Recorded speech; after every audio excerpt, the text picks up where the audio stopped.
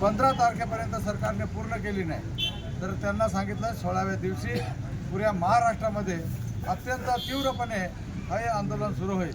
आज आपण मागच्या आंदोलनामध्ये सुरगाणा पेठ पूर्ण तहसील ऑफिस, BDO ऑफिस, अंगणवाडीचं ऑफिस असेल, कृषीचं ऑफिस असेल, हे सगळे बंद करून दिले होते। लोकांनी शाळा बंद केल्या। तर ग्रामीण भागातल्या शाळेमध्ये 4थीपर्यंत शाळा आहे आणि त्या ठिकाणी एक मास्तर आहे। तो 4थीच्या सगळ्याच मुलांना शिकवू शकत नाही। श्रीमंताच्या मुलाला कॉन्व्हेंटमध्ये इंग्लिश स्कूलमध्ये त्याला प्रवेश देतात आणि तिथं शिकल्यानंतर तो घरी आला का त्याला शिकवणी राहते, ट्युशन राहते। आपल्या मुलाला मात्र वाऱ्यावर सोडून दिलं जात आहे।